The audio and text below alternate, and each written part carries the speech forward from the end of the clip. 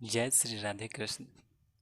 सच्चिदानंद रूपाय विश्व उत्पत्त्यादि हेतुवे तापत्रय विनाशाय श्री कृष्णाय वयम नुमः। अर्थात सच्चिदानंद स्वरूप भगवान श्री कृष्ण को हम नमस्कार करते हैं, जो जगत के उत्पत्ति, स्थिति और विनाश के हेतु तथा आध्यात्मिक, अधिदैविक और आधिभौतिक तीनों प्रकार के तापों का नाश करने वाले हैं। कुछ देर हम लोग कीर्तन करेंगे। हरे कृष्ण कृष्ण कृष्ण हरे हरे, हरे राम राम राम हरे हरे, हरे कृष्ण कृष्ण कृष्ण हरे हरे, हरे राम राम राम हरे हरे, हरे कृष्ण कृष्ण कृष्ण हरे हरे, हरे राम राम राम हरे हरे, हरे कृष्ण कृष्ण कृष्ण हरे हरे, हरे राम राम राम हरे हरे, हरे कृष्ण कृष्ण कृष्ण हरे हरे, हरे राम राम राम हरे हरे, हरे कृष्ण कृष्ण कृष्ण हरे हरे, हरे राम राम राम हरे हरे, हरे कृष्ण कृष्ण कृष्ण हरे हरे, हरे राम राम राम हरे हरे, हरे कृष्ण कृष्ण कृष्ण हरे हरे, हरे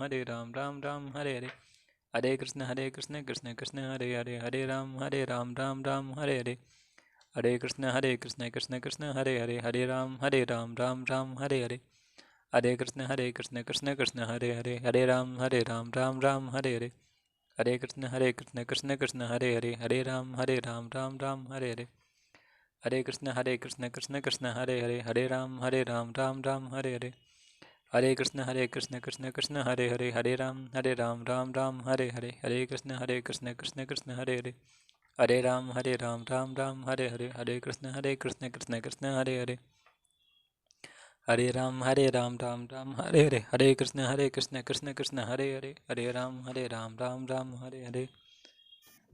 श्री सूत जी शौनक जी को आगे कथा कहते हैं कि युधिष्ठिर प्रजाद्रोह से भयभीत होकर फिर सब धर्मों का ज्ञान प्राप्त करने की इच्छा से उन्होंने कुरुक्षेत्र की यात्रा की, जहाँ भीष्म पितामह सरसैया पर पड़े हुए थे। भीष्म पितामह ने पहले युधिष्ठिर को सभी तरह के धर्मों का परिचय दिया, उनका वर्णन किया। युधिष्ठिर को भागवत धर्म, स्त्री धर्म, गृहस्थ धर्म, ब्रह्मचार्य धर्म आदि कई प्रकार से दान धर्म, राजधर्म, मोक्ष धर्म, द्विविध धर्म आदि का विस्तार से वर्णन किया, भगवत धर्म का विस्तार से वर्णन किया। इसके साथ ही धर्म, अर्थ, काम और मोक्ष इन चारों पुरुषार्थों तथा इनकी प्राप्ति के साधनों का अनेक उपाख्यान और इतिहास सुनाते हुए विभाग सा वर्णन किया।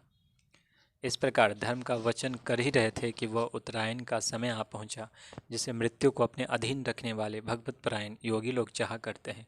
उस समय हजारों रथियों के नेता भीष्म पितामह ने वाणी का संयम करके मन को सब ओर से हटाकर अपने सामने स्थित आदि पुरुष भगवान श्री कृष्ण में लगा दिया।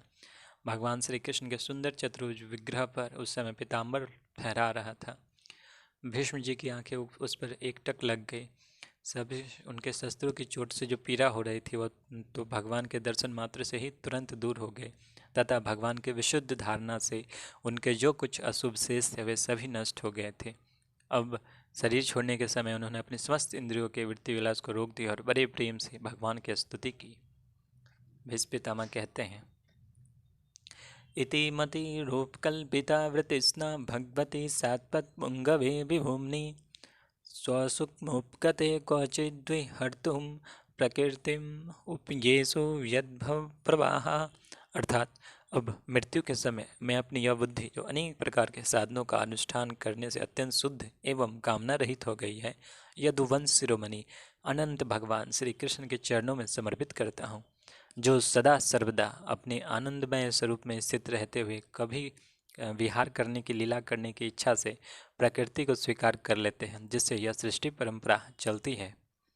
त्रिभुवन कमलम दमाले वर्णम रविकौर वराम्बरम दधाने वपुर लाकुकुल लावृता नाब्जम विजय शकेरतिरस्तु में अन्वद्धा। अर्थात जिनका शरीर त्रिभुवन सुंदर एवं श्याम तमाल के समान सांवला है, जिस पर सूर्य रश्मियों के समान श्रेष्ठ पीताम्बर लहराता रहता है, कमल सम मुख पर घुंघराली अलके लटकती रहती है, उन अर्जुन सखा श्री कृष्ण में मेरी निष्कपट प्रीति हो।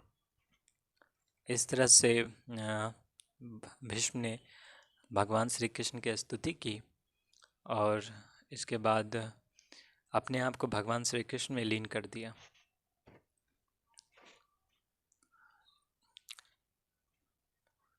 युधिष्ठिर ने उनके मृत शरीर की अंत्येष्टि क्रिया कराई और कुछ समय के लिए वे शोकमग्न हो गए। उस समय मुनियों ने बड़े आनंद से भगवान श्री कृष्ण की उनके रहस्यमय नाम ले लेकर स्तुति की। इसके पश्चात अपने हृदय को श्री कृष्ण में बनाकर वे अपने अपने आश्रमों को लौट गए। तदनंतर भगवान श्री कृष्ण के साथ युधिष्ठिर हस्तिनापुर चले आए और उन्होंने वहां अपने चाचा धृतराष्ट्र और तपस्विनी गांधारी को ढाढ़स बंधाया। फिर धृतराष्ट्र की आज्ञा और भगवान श्री कृष्ण की अनुमति से समर्थ राजा युधिष्ठिर अपने वंश परंपरागत साम्राज्य का धर्मपूर्वक शासन करने लगे। भगवान श्री कृष्ण कुछ महीने अपनी बहन सुभद्रा की प्रसन्नता के लिए कई महीनों तक हस्तिनापुर में ही रहे। फिर जब उन्होंने राजा युधिष्ठिर से द्वारका जाने की अनुमति मांगी, तब राजा ने उन्हें अपने हृदय से लगाकर स्वीकृति दे दी। भगवान उनको प्रणाम करके रथ पर सवार हुए। कुछ लोगों ने उनका आलिंगन किया और कुछ ने प्रणाम। उस समय सुभद्रा, द्रौपदी, कुंती, उत्तरा, गांधारी, धृतराष्ट्र, युत्सु, कृपाचार्य, नकुल, सहदेव, भीमसेन, धौम्य, सत्यवती आदि सब मूर्छित से हो गए। श्रांगपानी श्री कृष्ण का विरह नहीं सह सके। भगवत भक्त सत्पुरुषों के संग से जिसका दुसंग छूट गया है, वो विचारशाल पुरुष भगवान के मधुर मनोहर सुयश को सुनकर एक बार भी सुन लेने पर फिर उसे छोड़ने की कल्पना तक नहीं कर सकता। उन्हीं भगवान के दर्शन तथा स्पर्श से, उनके साथ आलाप करने से तथा साथ ही साथ सोने, उठने, बैठने और भोजन करने से जिनका संपूर्ण हृदय उन्हें समर्पित हो चुका है, वे पांडव भला उनका विरह कैसे सह सकते थे। जब भगवान के प्रस्थान के समय मृदंग, शंख, भेरी, वीणा, ढोल, नरसिंगे, धुंधुरी, नगारे, घंटे, दुंदुभिया आदि बाजी बजने लगे, भगवान के दर्शन की लालसा से कुरुवंश की स्त्रियां अटारियों पर चढ़ गई और प्रेम, लज्जा एवं मुस्कान से युक्त चितवन से भगवान को देखती हुई उन पर पुष्पों की वर्षा करने लगी। उस समय भगवान के प्रिय सखा घुंघराले बालों वाले अर्जुन ने अपने प्रियतम श्री कृष्ण का वह श्वेत छत्र, जिसमें मोतियों की झालर लटक रही थी, जिसका डंडा रत्नों का बना हुआ था, अपने हाथ में लिया। उद्धव और सात्विकी बड़े विचित्र चंवर डुलाने लगे। मार्ग में भगवान श्री कृष्ण पर चारों ओर से पुष्पों की वर्षा हो रही थी। बड़े ही मधुर झांकी थी। जहाँ तहाँ ब्राह्मणों के दिए हुए सत्य आशीर्वाद सुनाई पड़ रहे थे। वे सगुण भगवान के तो अनुरूप ही थे, क्योंकि उनमें सब कुछ है, परंतु निर्गुण के अनुरूप नहीं थे, क्योंकि उनमें कोई प्राकृतिक गुण नहीं। हस्तिनापुर की कुलीन रमणियाँ, जिनका चित्त भगवान श्री कृष्ण में रम गया था, आपस में ऐसी बातें कर रही थी जो सबके कान और मन को आकृष्ट कर रही थी। वे आपस में कह रही थी, सखियों, ये वे ही सनातन पुरुष हैं जो प्रलय के समय भी अपने अद्वितीय निर्विशेष स्वरूप में स्थित रहते हैं। उस समय सृष्टि के मूल में ये तीनों गुण भी नहीं रहते। जगदात्मा ईश्वर में जीव भी लीन हो जाते हैं और महतत्व आदि समझ शक्तियाँ अपने कारण अव्यक्त में सो जाती है। वे भगवान श्री कृष्ण के लीलाओं का आपस में चर्चा करने लगी। हस्तिनापुर की स्त्रियां इस प्रकार बातचीत कर ही रही थी कि भगवान श्री कृष्ण मंद मुस्कान और प्रेमपूर्ण चितवन से उनका अभिनंदन करते हुए वहां से विदा हो गए। अजात शत्रु युधिष्ठिर ने भगवान श्री कृष्ण की रक्षा के लिए हाथी, घोड़े, रथ और पैदल सेना उनके साथ कर दी। उन्हें स्नेहवश्य शंका आई थी, कहीं रास्ते में शत्रु इन पर आक्रमण न कर दे। सुदृढ़ प्रेम के कारण कुरुवंशी पांडव भगवान के साथ बहुत दूर तक चले गए। वे लोग उस समय भावी विरह से व्याकुल हो रहे थे।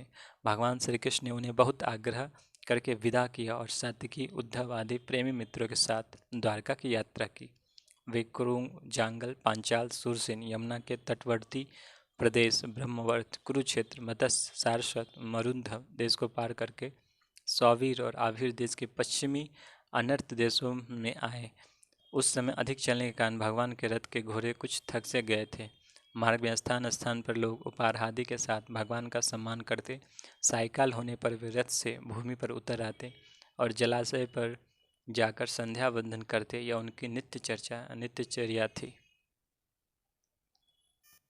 आगे कथा हम लोग अगले दिन सुनेंगे। जय श्री राधे कृष्ण।